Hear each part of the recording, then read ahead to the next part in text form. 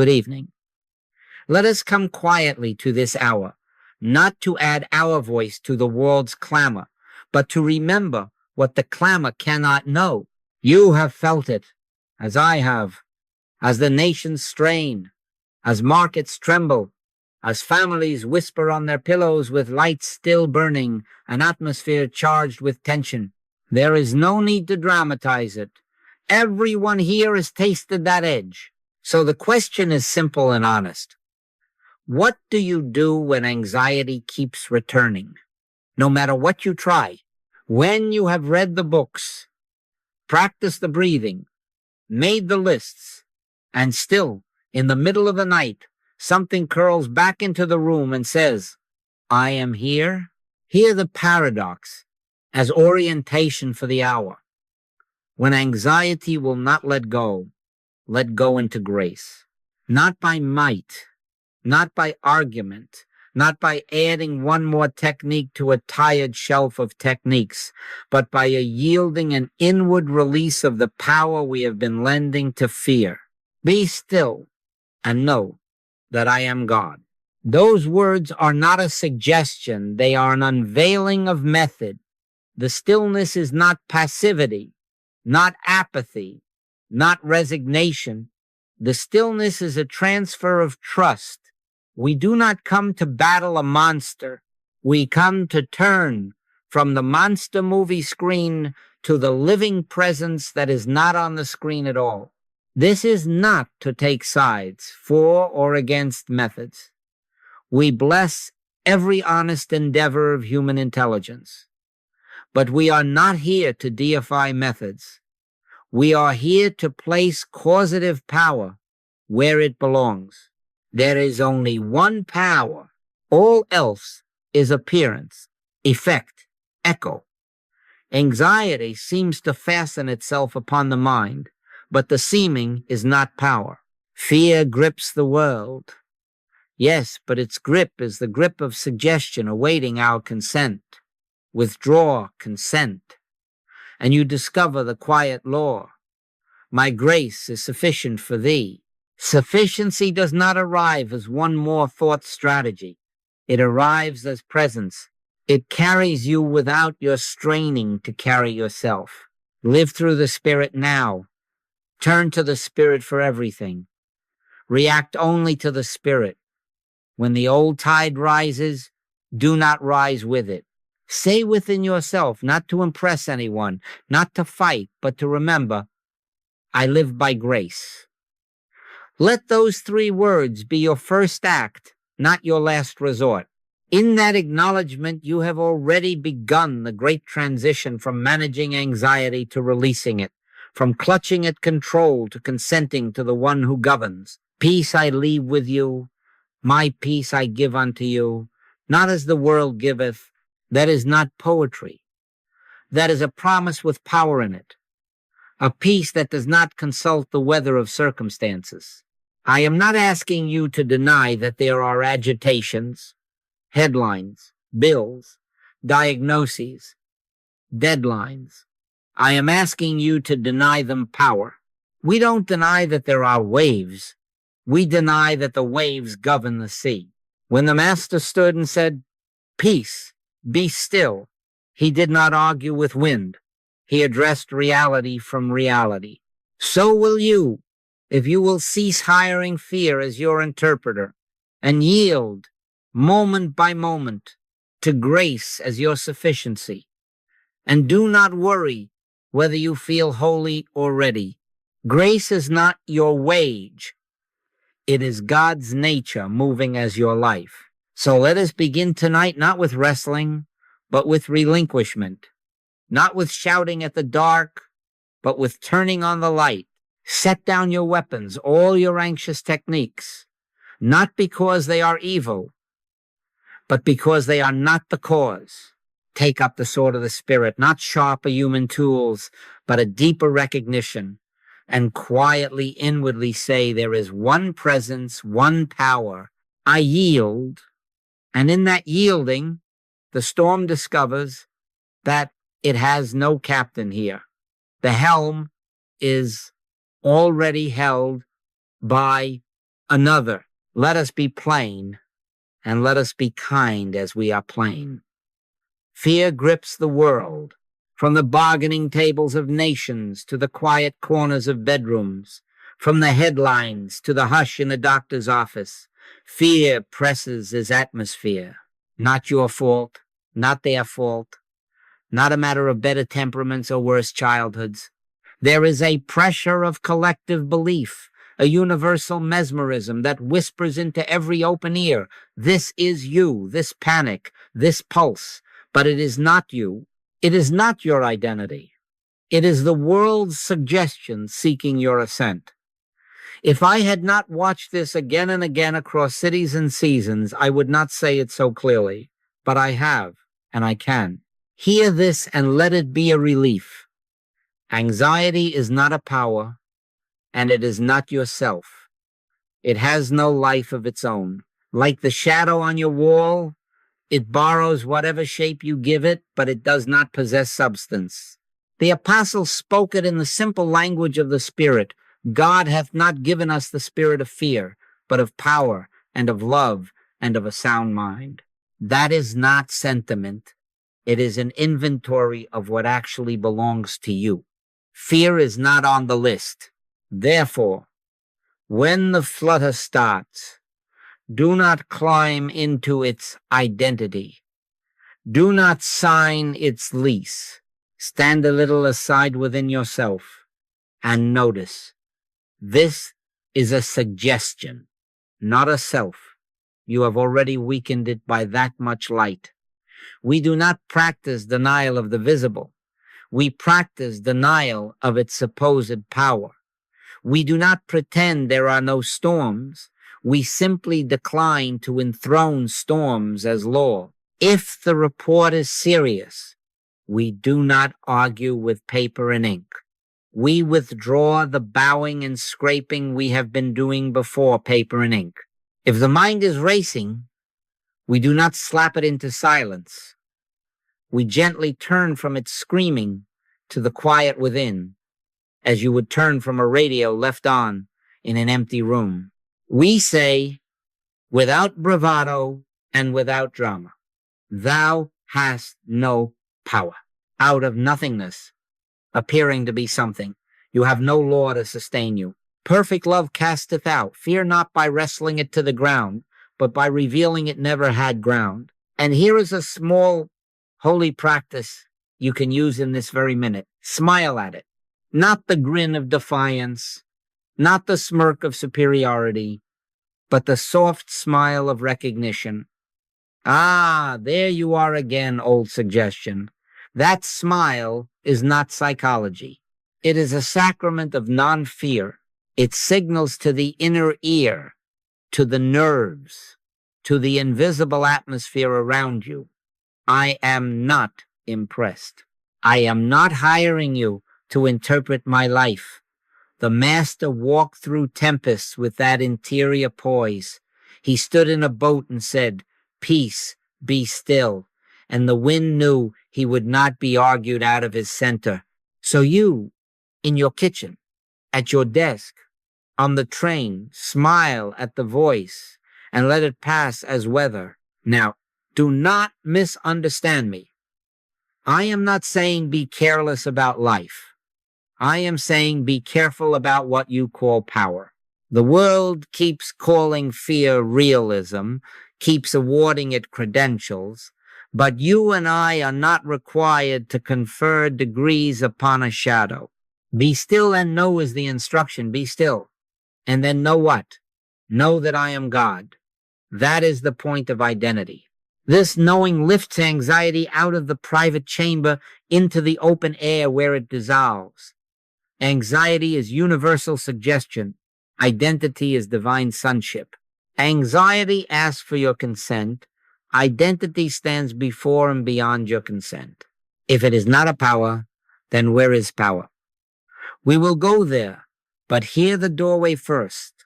The moment you stop naming anxiety as mine, the leash falls from your neck. In that instant of refusal to personalize, something quiet and not of your own making begins to rise within.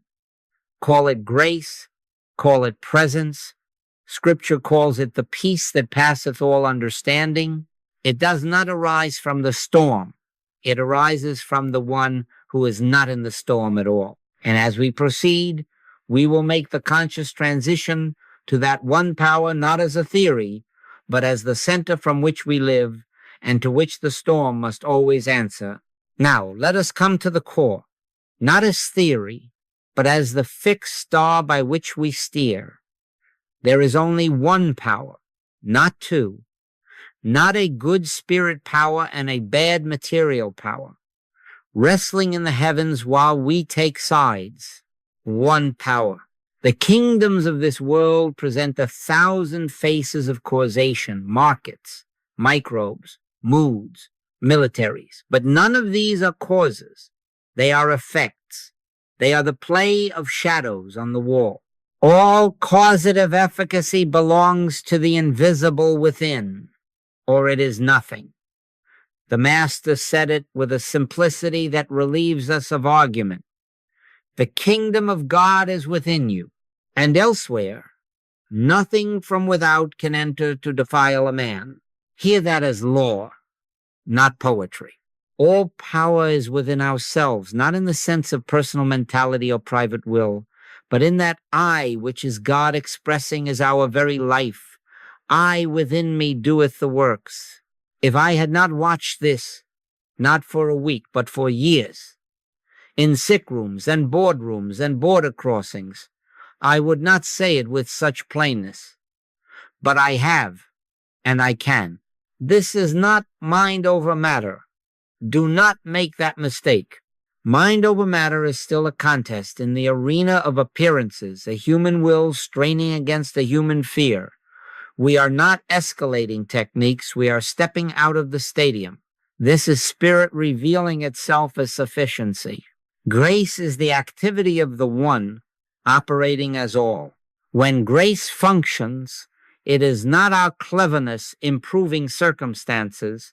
It is the presence disclosing itself as safety, as supply, as clarity, as right action. He upholdeth all things by the word of his power. He hangeth the earth on nothing. The invisible is not a ghost. It is the ground of being. The visible is not a law. It is a photograph. Consider this with your most ordinary affairs. A paycheck arrives. It is an effect. The law is not in the paper. Health stirs in the body. It is an effect. The cause is not in a measurement. A door opens in human relations. It is an effect. The authority is not in the personality across from you. When we mistake channels for source, fear naturally rises because channels can change. But when we know the source, channels are free to change without threatening our life. The Lord is my shepherd. I shall not want. That is not a promise secured by human arrangements. It is a statement of causation. The shepherding is invisible. The green pastures are visible. We live from cause, not from pasture. How then do we move, practically and consciously, from dependence on effects to reliance on the invisible? We begin by recognizing the category error. At the first surge of fear before an appearance, say within yourself, without show, without pleading, this is effect, not cause. There is only one power. Turn from the screen to the light. Do not argue with the picture. Address the projector, and the projector is within, not as your private mind inventing outcomes, but as the indwelling presence already complete. Greater is he that is in you than he that is in the world. That is the pivot. Then be still and know. The stillness is the surrender of the world's premise that power lies in circumstances. It is the invitation to grace, to be itself as you. You are not commanding God. You are consenting to God. You are not manipulating effects. You are recognizing cause. In that interior recognition, sometimes in a breath, Sometimes in a longer sitting, the authority migrates back to where it belongs. Fear loses employment. Conditions begin to recompose around a center that is not anxious because it is not threatened. From here, action is not frantic. We take the step that is given. We make the call, write the letter, see the physician, speak the truth, but not as beggars at the gate of outward power. We go as transparency, as instrument, as witness. Seek ye first the kingdom of God and his righteousness, and all these things shall be added unto you. The adding is effect. The seeking is cause. Live through the Spirit now. Turn to the Spirit for everything. React only to the Spirit. In that practice, the world's many powers come back to their proper size, appearances. And the one power, silent and sufficient, proves itself by being itself. Make this, then, your deliberate passage. Make a conscious transition from dependence on the visible to reliance on the invisible. Not someday, not after you feel better, but in the very instant the chest tightens, the jaw sets, the mind begins to calculate. Peace begins where dependence on appearances ends and reliance on the invisible begins. That is not a slogan. It is a method. The world will bid you double down on appearances, count again, argue again, search again, and there is a place for counting and searching. But first, pass through the inner door. When anxiety won't let go, you let go into grace. He hangeth the earth on nothing. Let that image do its work in you. If this earth is suspended, upheld, without visible support, what is it that holds you? Your security does not come from surfaces, not from the number printed on a page, not from the face across a desk, not from the temperature read on a small glass stick. The things which are seen are temporal, but the things which are not seen are eternal. Our mistake is not in using the visible. Our mistake is in worshiping it. When we enthrone surfaces as cause, we consent to be tossed as they toss. When we return to the invisible as cause, surfaces are freed to serve without frightening. So here is the practical pivot. In the first awareness of tightening before you speak, before you reach pause, a breath is enough. Close the inner door without closing your eyes if you must, and say within yourself quietly, this is appearance, not authority. There is only one power. I yield to grace. Do not argue. Do not pose. Simply let the weight you were placing on an outcome slide back into the arms that are everlasting. Be still and know this is not passivity. It is placement. It places causation where it belongs so that action, when it comes, is clean. From then on, it isn't difficult. You will find that the next outward step reveals itself without panic. You will call if a call is needed. You will go if a visit is required. You will take the medicine if that is the step given. But note the difference. You do not run to methods as saviors. You allow grace to use any channel it pleases. This is not anti-method, it is pro-source. We bless the physician, and we bless the banker, and we bless the counselor, and we bless the neighbor with a loaf at the door. But we do not confer power upon any. I, within me, doeth the works. Methods are effects, grace is cause. You can practice this passage in a sentence, and in a day. The phone rings and the news is sharp. Pause inwardly. One power. Then answer, not as a reed in the wind, but as one standing on nothing that is more solid than any ground. The figure in the ledger drops.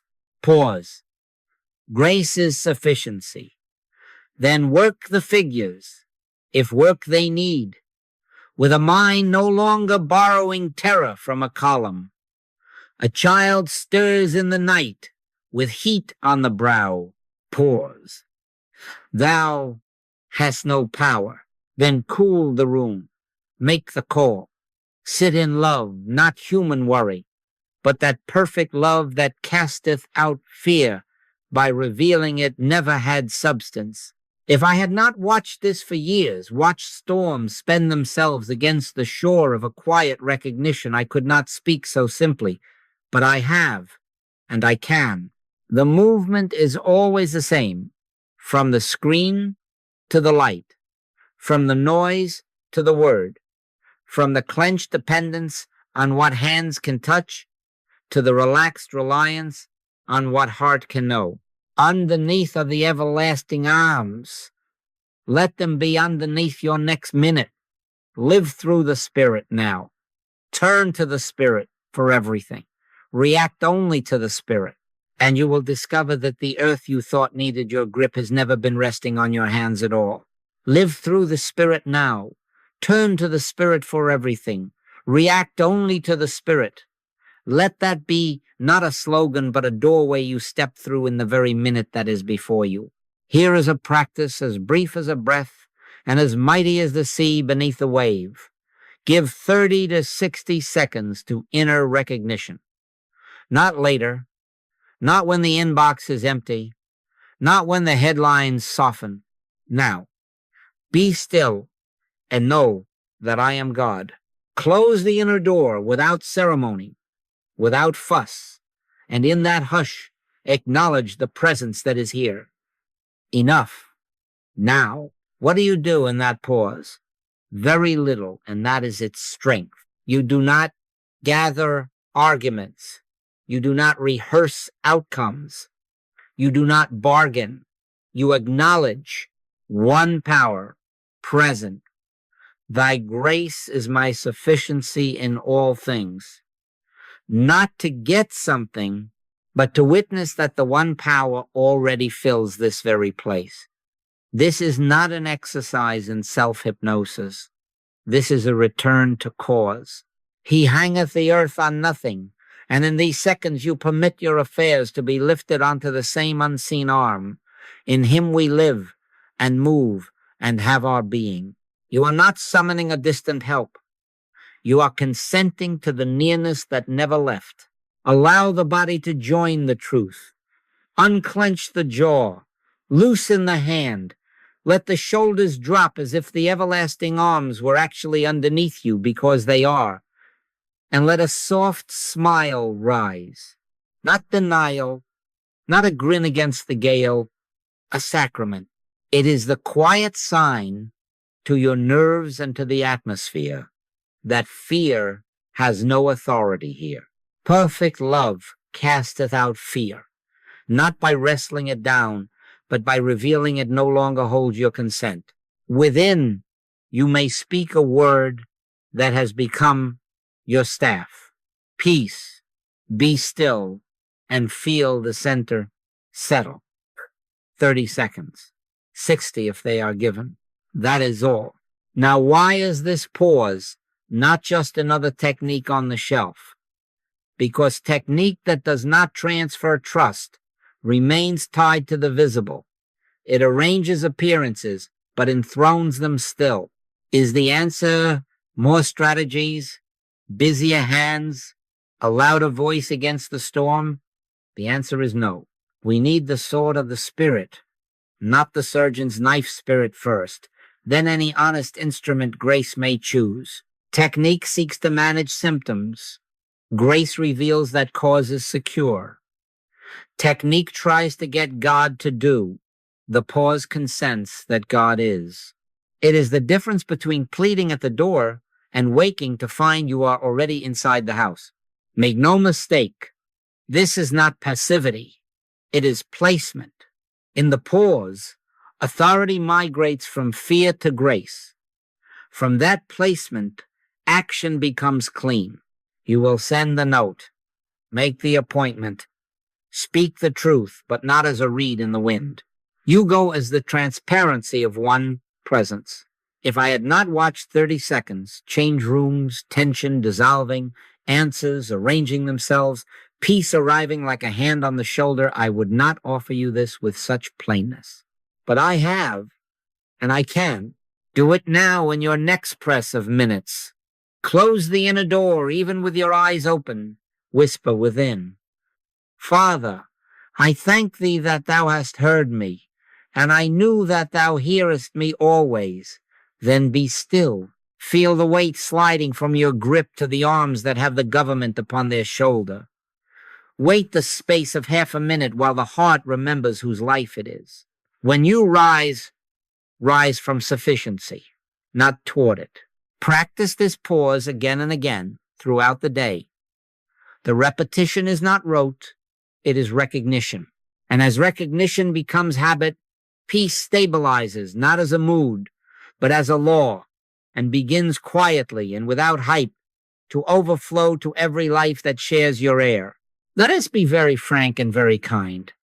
Is the way forward more coping hacks, more control apps, more self-talk scripts, more checklists to manage the feelings that rise like tide? The answer is no. We are not starved for technique. We are starved for cause. Techniques that shuffle the furniture of symptoms without touching the one who is the house tie of the soul. They keep us vigilant, not peaceful. They persuade us to stare at the waves in order to surf them better, while the shore the inner waits unconsulted. Take, therefore, no thought for your life, the Master said, not an invitation to irresponsibility, but a liberation from the tyranny of self-management. What is he prescribing in place of anxious management? Receive, consent, yield. My grace is sufficient for thee. Do not make the mistake of thinking this is a quarrel with helpful instruments. It is not.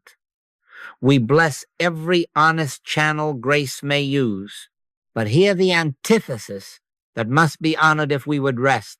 We need the sword of the Spirit, not the surgeon's knife. And we are not opposing medicine. We are assigning power rightly. The knife is a tool. The power is spirit. The counselor is a friend. The power is spirit.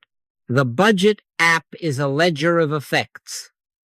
The power is spirit, not by might, nor by power, but by my spirit, saith the Lord. When we reverse that order, even the best tools become burdens. When we keep the order, the simplest step becomes light. Why do techniques, uncoupled from realization, exhaust us? Because management without realization breeds vigilance. We live on alert, scanning the horizon for the next surge, adjusting, rehearsing, bracing, polishing brass while the engine is not yet lit. That state is not peace. It is preemptive worry with nice manners. It is the old life of taking thought rebranded. It produces good data and poor rest. Except the Lord build the house, they labor in vain that build it. Do not hear vain as moral reproach. Hear it as loving diagnosis. Effort without cause at center labors too hard for too little.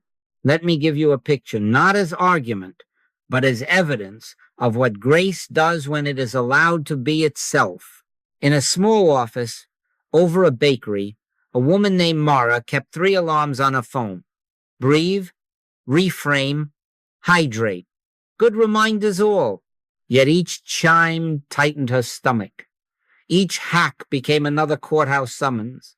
Perform or perish. One morning, between pings, she remembered the pause we have spoken of and did the unthinkable for a manager of symptoms. She set the phone face down and said within, one power, thy grace is enough here. No bargaining, no mental acrobatics, just surrender of cause to the invisible. In the quiet that followed, She felt not a technique working, but a life living. The next steps came. One conversation, one email, one simple no. The room did not burst with angels. Rather, the strain dropped off as if someone else shouldered the pack. Come unto me, all ye that labor and are heavy laden, and I will give you rest. She discovered rest first, action second. And in days, what weeks of tight management could not resolve, arranged itself like wheat falling into its own rows. This is the holy exchange, striving for sufficiency. God's grace is our sufficiency in all things, not our fevered will, not our rehearsed lines. Grace. It is God which worketh in you both to will and to do of his good pleasure. Hear that. Worketh in you. The engine is not outside your boat. It is the presence within your being. Receiving grace is not passivity. It is the most practical placement there is. It moves us from getting God to do to consenting that God is. From then on, what needs doing is done by an instrument that is no longer cramped by fear. So what does release look like when the day is ordinary and the clock is not kind? It looks like sufficiency before strategy. It looks like a pause before a post, a thank you before a plan, a smile at the old suggestion before you take the next right step. It looks like laying the government of this very minute upon his shoulder and then answering the email without the tremor. We will walk it in the scenes that matter most: morning dread, midday pressure, and the night watch. There, not in theory, you will see how prior reliance turns common hours into quiet demonstrations, and assurance, not argument, will be the fruit. Let us take it where we live. Morning first, because some of you know that strange heaviness that greets the opening of the eyes before a word is said, before a foot touches the floor. In that breath between sleep and the first step, anxiety often makes its bid. Do not answer it. Before feet meet the floor, pause. Close the inner door and whisper within, one power is here. I am not meeting a day. The presence is living it as me. This is the day which the Lord hath made. We will rejoice and be glad in it, not because of forecasts, but because of source. The weight you felt is an impersonality fishing for your consent. Withdraw consent. Smile softly, really, and let the smile tell the nerves. No power here but God. Then rise. This is not postponing action. It is ordering action from peace rather than for peace. As you wash your face, continue the recognition. Thy grace is sufficient for this hour. Feel the ordinary things, water, towel, light, become sacraments of enough. If a list begins to sprint across the mind, do not chase it. Acknowledge it as appearance, not authority, and return one power. Then make your bed, brew your coffee, pack the bag. You will notice the simple acts are no longer hired by fear. They are instruments of a day already carried. Be still and know is not a hymn. It is the hinge on which the morning swings. Midday now, when the inbox lifts like a wave and the phone insists that everything is immediate. When the inbox rises, do not rise with it. Be the one who pauses 30 seconds in the middle of the surge and relocates government. The government is upon his shoulder. Withdraw assent from the tyranny of dings. Close the inner door with eyes wide open at your desk and say, cause is within. There is only one power. Grace governs this reply, this meeting, this minute. Then answer the first message. Not as a firefighter fanning flames, but as transparency for order. You may write fewer words and say the one necessary thing. You may see that one request is not yours at all, not by might, nor by power, but by my spirit. And you will discover that emails sent from peace carry peace. They do their work without dragging you behind them. If a colleague's pressure tries to leap into your chest, recognize its impersonality. Fear is universal mesmerism. It is not your colleague, and it is not you. Perfect love again, not human niceness, but recognition of one casteth out fear by declining to carry it. Offer what is yours to offer, clearly and simply. Decline what is not yours without apology. This is not delay. This is direction. Night watch those hours when ceilings become screens and memory plays its old films. Do not wrestle. Do not bargain. Abandon effort. Lay there as one kept. Thy grace is sufficient. Let it be the prayer that prays itself. He giveth his beloved sleep. If sleep does not come at once, rest nevertheless. Rest is not the same as sleep. Rest is consent to be held. Breathe the simplest truth you know. One power. Smile in the dark, not to pretend, but to mark the boundary. Suggestion may speak, but you need not sign for the package. If a phrase of scripture rises, let it rock you. I will both lay me down in peace and sleep. For thou, Lord, only makest me dwell in safety. If tears come, let them be water on the shore. They change nothing of the sea beneath. In quietness and in confidence shall be your strength. And what are the anxieties we catch from rooms? Headlines. Feeds the air of the age that tries to settle on the heart. Treat them as you have treated morning dread and midday pressure. Impersonal, non-power, subject to grace. Refuse deputization by the world's panic. Stand a moment, even in front of a screen, and say, there is only one power. Not to argue with nations, not to take sides in human wranglings, but to withdraw your consent from fear as law. You will find that your peace, practiced in these ordinary hours, morning, noon, and night, quietly becomes shelter for others. We will take that further.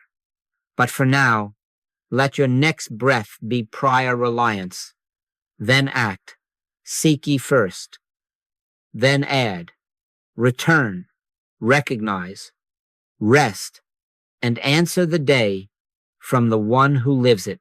Now extend this to love the way we hold one another when the winds rise. A loved one calls, and the words are tight, the breath short, the hour dark. What is our office? Not to take sides with fear, not to mirror panic with pious panic. We do not enter into agreement with appearances and then try 2 by 2 to wrestle them down. We withdraw the consent that fear seeks, and we realize silently, inwardly, without display, one power where they are. Be still and know that I am God. While you listen with human ears, listen inwardly with spirit, for the assurance that cause is present, sufficient, sovereign. Then say the few words that are given. Do the simple kindness that is yours, and keep your inner ground. Bear ye one another's burdens, and so fulfill the law of Christ, not by catching each other's fear, but by standing where fear has no law. This is compassion without contagion. Feel with them. Do not fear with them. Lift. Do not absorb. If tears come to their eyes, let love meet them, not analysis. If anger flies, Let your stillness be a shoreline, not a mirror. Inside, say, thou hast no power.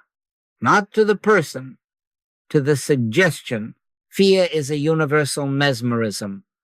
It is not your loved one, and it is not you. Perfect love casteth out fear not, human niceness, not lecture, not pep talk, but the recognition of one that refuses deputization by dread. Keep thy heart with all diligence, for out of it are the issues of life. Guard the gate of causation within you, so that what flows from you into that room is peace, not echo. There will be times when their story bids you take sides, to blame, to fix, to join the jury. Resist the invitation. This is not hard-heartedness. It is fidelity to the only remedy. We are not adjudicating. We are abiding. If counsel is asked, offer it simply. If a ride is needed, give it gladly. If the physician is to be called, call without conferring power upon the phone or the white coat. Not by might nor by power, but by my spirit, saith the Lord. And it is that spirit you are consenting to, for them and as them, in the midst of the human steps. Extend this beyond the kitchen table to the city square. Headlines will tell you that the answer to the world storms is more force, more fists, bigger and more bombs, angrier laws, louder shouts. Is material power the solution to material fear? The answer is no. We are far beyond the possibility of settling the world's problems by any human mode or means. Do not misunderstand me. Just laws are holy. Honest labor is holy. Good governance is holy. But they are effects when they are true. Cause is inner. One with God proves to be a majority. Do not argue this in the street. Practice it silently in yourself. Withdraw your consent from fear as public law. Stand still and see the salvation of the Lord, not a postponement of action, but the placement of action under one. What can you do when the city is loud and the feed is fevered? Do what the master did in a storm. He slept until the word rose, and then he said, "Peace, be still." You may not command winds, but you can refuse to fund their fear. Pause before you post. Recognize one power before you march. Carry the presence into rooms where tempers burn. You will find that your quiet is not a withdrawal from the world. It is a contribution of weight. Peace is substance. It steadies meetings. It lowers voices. It clarifies speech. It dries one tear in 1,000, not by argument, but by atmosphere. You ask, can we rely on this beyond theory? I would not risk your hope on poetry. If I hadn't watched a mother settle so that the child's fever settled with her, watched a boardroom unclench because one soul refused to lend fear authority, watched a neighbor's rage soften when someone near him would not take sides with terror, I could not sit here so confidently. But I have, and I can. Do not teach this. Practice it. Smile softly as you do. For the smile is the sign to your own flesh that God governs here. One power, one presence, one law of love. Hold others there, and you will love them truly, not by carrying their fear, but by standing where fear never had power, and letting grace do what grace alone can do. Assurance does not grow by argument. It grows by fruit. By their fruits ye shall know them. If I had not watched it quietly, without advertisement, across kitchens and hospital rooms, classrooms and councils, I could not ask you to place your weight on it. But I have, and I can. I have watched fear fall away, not with trumpets, but with a sigh. I have watched strained numbers come into line without contortion. I have watched sleep return to eyes that had forgotten their own lids.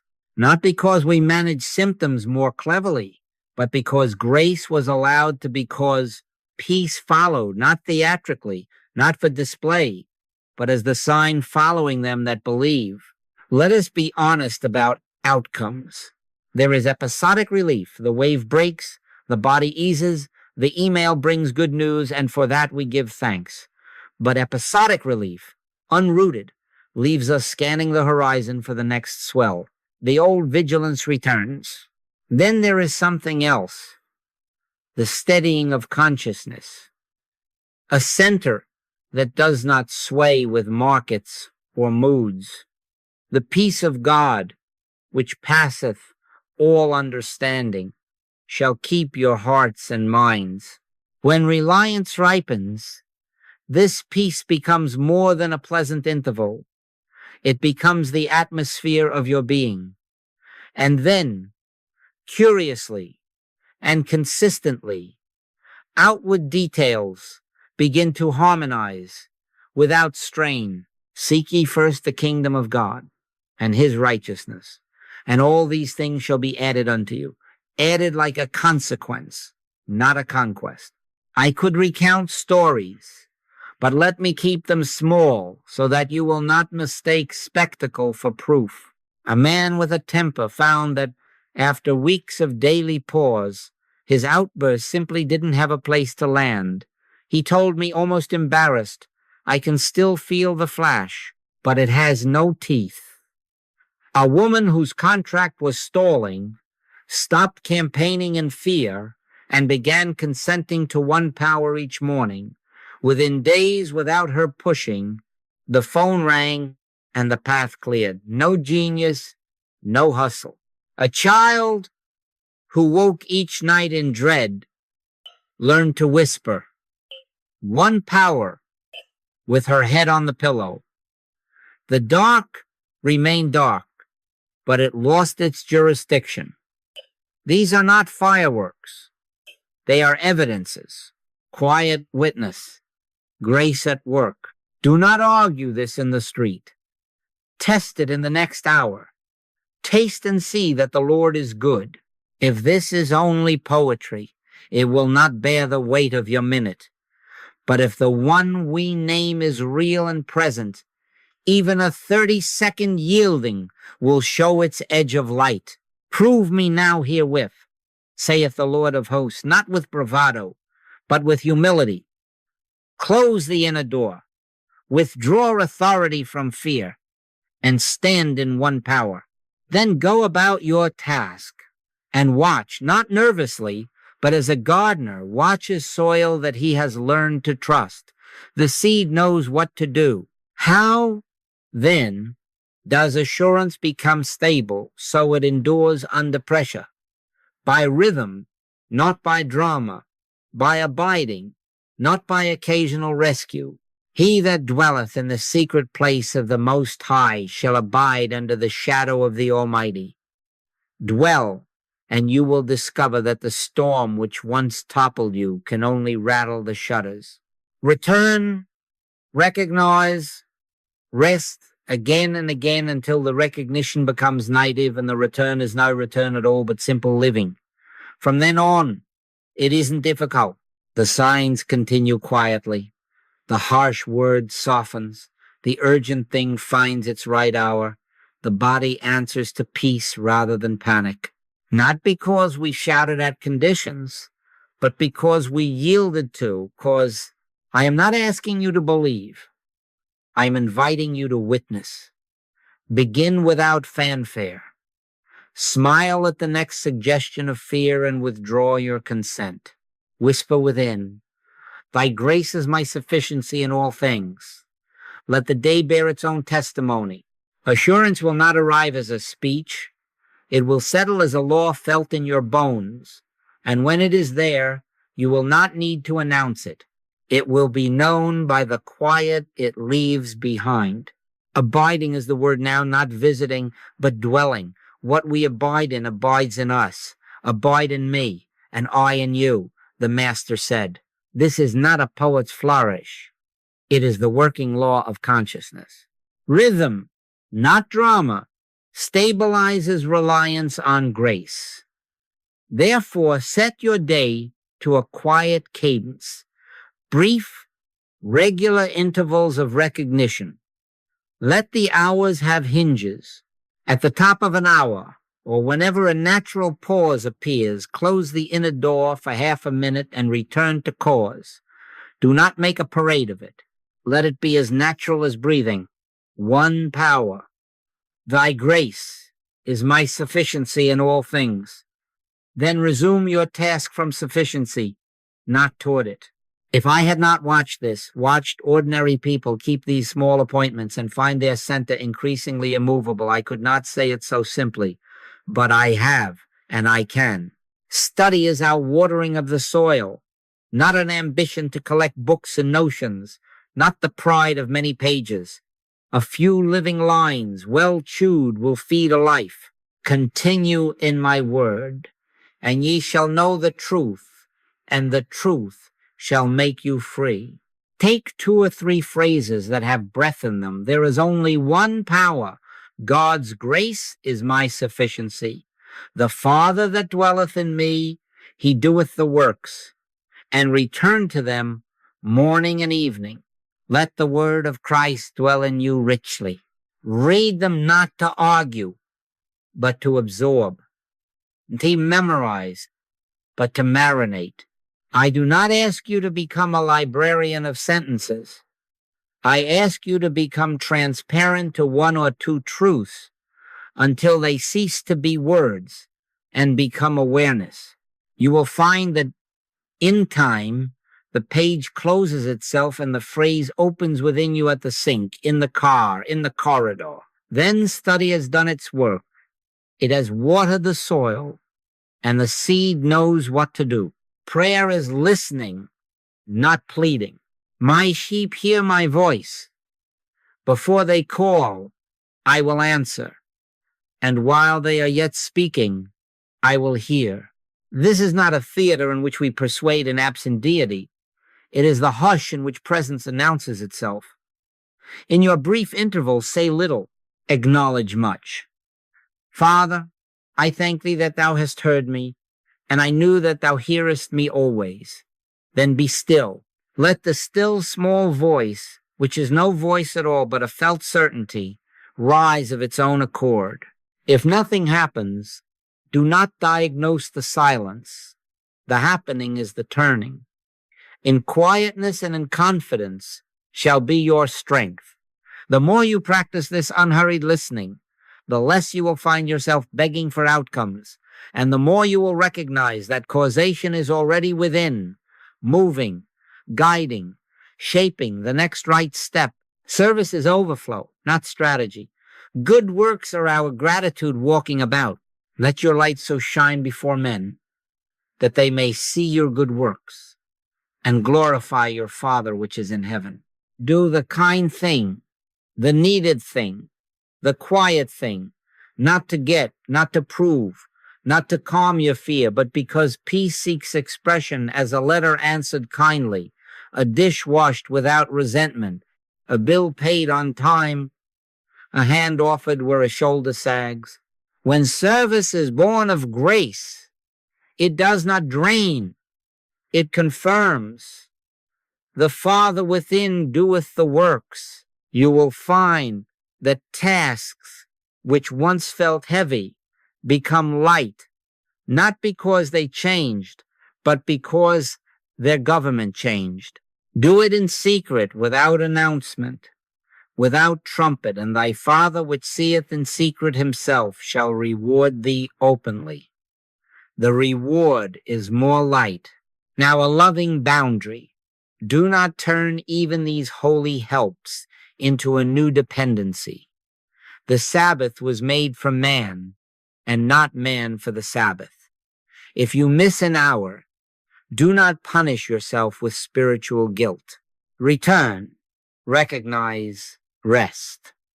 If a book is near, bless it. If it is not, the word is still within you. Do not make a guru of a schedule or a crutch of a phrase. You are cultivating consciousness, not collecting badges. Pray without ceasing does not mean a constant mutter. It means an abiding awareness that no moment is godless. Plant and water, yes, but remember, God giveth the increase. Keep the rhythm simple. A little study to water, a little prayer to listen, a little service to overflow. Abide in the Word, and the Word will abide in you. Abide in the presence, and the presence will abide as you. In this way, reliance ceases to be an emergency measure and becomes your atmosphere. From then on, it isn't difficult. The law of peace settles in your bones, and everything you touch learns the cadence of grace. Even with rhythm, even with honest practice, the sea will sometimes send the same wave again. Do not make a tragedy of it. Fear is universal mesmerism. It travels the world like weather. It is not your private storm. It is suggestion seeking a signature. Its only strength is the strength you lend it. If I had not watched faithful souls discover this, watched them remain upright in the returning surge, I could not say it so plainly. But I have, and I can. When recurrence comes, we do not collapse. We return to the law that has already steadied us. There is only one power. Here is the simple movement, the 3-beat return. Notice the suggestion. Withdraw assent by realizing one power. Rest, even briefly. Not resistance, but recognition. Not panic, but presence. Not self-effort, but grace. That is the path. You will feel the old flutter at the door, the thought, the symptom, the headline, the memory. Notice without conversation. Name it rightly. Appearance, not authority. Suggestion, not self. Then withdraw consent. How? Turn within and acknowledge. One power is here. God's grace is my sufficiency in this very breath. That is the withdrawal. That is the lifting of your signature from fear's paper. Then rest. 2 seconds. 10 seconds. A minute if you have it. Stand still and see the salvation of the Lord. Even that brief consent lets the wave spend itself on a shore that will not move. Do not shape this into a duel with fear. We do not fight shadows. We turn on light. The impulse will be to brace, to argue, to wrestle the thought to the ground. The answer is no. The master did not wrestle winds. He recognized authority and spoke from it. Peace, be still. So also you, when the surge presents itself, let the words rise from where you have been abiding. Thou hast no power. Perfect love, not human comfort, but the recognition of one casteth out fear. You will feel a soft drop, a settling. Sometimes the sensation lingers yet loses its jurisdiction. Sometimes the whole room clears. In either case, rest in the sufficiency you have acknowledged. My grace is sufficient for thee, for my strength is made perfect in weakness. Seal it in the body with the simplest sign. Smile at it again. Gentle, not defiant. The smile is not performance. It is a natural language to your own flesh that government has not shifted. Smile, breathe once as one kept, and then take the next right step. If the suggestion returns in 5 minutes, repeat the 3 beats without drama. Notice, withdraw, rest. If it returns in an hour or a day, do the same. There is no limit to Grace's patience, and therefore no need for yours to run thin. When the enemy shall come in like a flood, the Spirit of the Lord shall lift up a standard against him. Let the standard be raised again and again within you. You may say, but will it always answer? I'm willing to put it on an if basis. If that helps the heart, if you will return, recognize, and rest, you will find that recurrence becomes rehearsal for peace. Each wave trains your consciousness to choose cause over clamor. In time, the returning surge becomes the bell that calls you to sanctuary. The body learns the cadence. The mind concedes its throne. What once felt like defeat begins to feel like practice, and practice becomes ease. From then on, it isn't difficult. And what crown rests on those who meet recurrence this way? Quiet durability. The peace of God, which passeth all understanding, shall garrison your heart and mind, not a fragile interval between anxieties, but a settled government within. You will find yourself doing ordinary things in extraordinary calm. You will find your yes clean, your no clear, your steps unhurried. You will find that your very presence becomes shelter for others when their waves rise. This is the blessing that crowns the path. Not that waves cease to exist in a world of weather, but that the one within you is known as sea, not surge. And in that knowing, the next section writes itself upon the heart. The gentle presence that calms the storm is here. Let go and be held. Beloved, let the closing word be blessing, not argument. The presence of the gentle Christ is sufficient to calm the storms of life, not a future Christ, not a distant help, but the withinness that says even now, peace, be still. He maketh the storm a calm, so that the waves thereof are still. Feel that as more than poetry. Feel it as governance. The wind and the sea obey because causation is not out there. It is here. There is only one power. God's grace is our sufficiency in all things. Let that be the benediction laid like a hand upon your brow. Carry this as you go.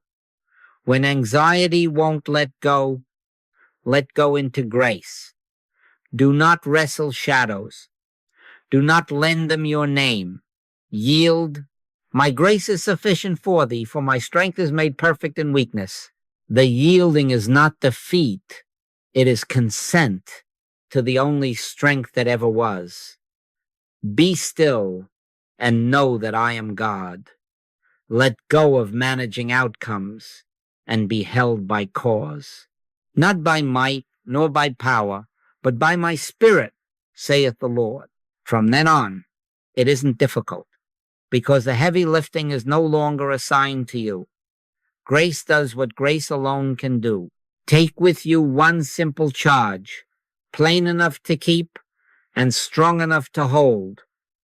Practice a silent recognition pause, morning, midday, and night.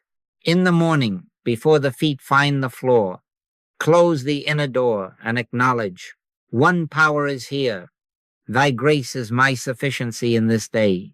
At midday, amid the clamor, give 30 quiet seconds to relocate government. The government is upon his shoulder. Cause is within. At night, before sleep, entrust the body and the day to the same sufficiency.